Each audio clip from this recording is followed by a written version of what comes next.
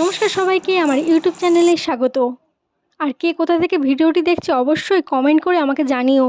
আজ বানাবো সম্পূর্ণ নিরামিষ ওয়েতে ঝরঝরে পোলাও, তবে আপনারা নিরামিষ তরকারি বা চিকেন মটন দিয়ে খেতেই পারেন।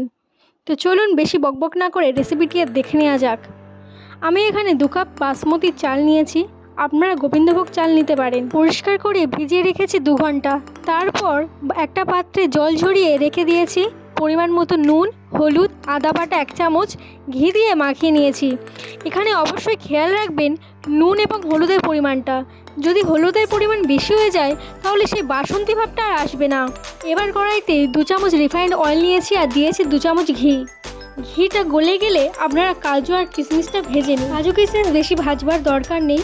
এবার দিন অল্প ঘি দিয়ে মিষ্টি কাঠ, এলাচ এবং তেজপাতা হালকা করে ভেজে নিন।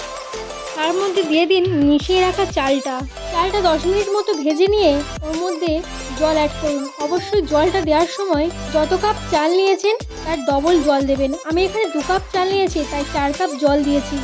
সময় রান্নার আঁচ থাকবে মিডিয়াম টু লো, হাই ফ্লেমে একদম দেবেন না। এবার কাজু কিশমিশ দিয়ে দেবো আর সাথে দেবো পরিমাণ মতো কাঁচা লঙ্কা। ঢাকা দিয়ে ফুটিয়ে নিন। 2 মিনিট পর দেখে নিন চালটা সেদ্ধ হয়েছে কিনা। ঢাকা খুলে আমি দিয়েছি 1.5 চামচ মতো চিনি। আর পোলাও অবশ্য একটু মিষ্টি মিষ্টিই ভালো লাগে। হালকা জল ছিল, ভালোভাবে নাড়িয়ে নিয়েছি।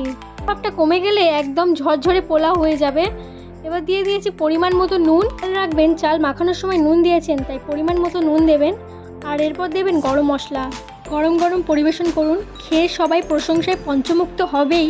অবশ্যই লাইক এবং সাবস্ক্রাইব করতে একদম ভুলবেন না।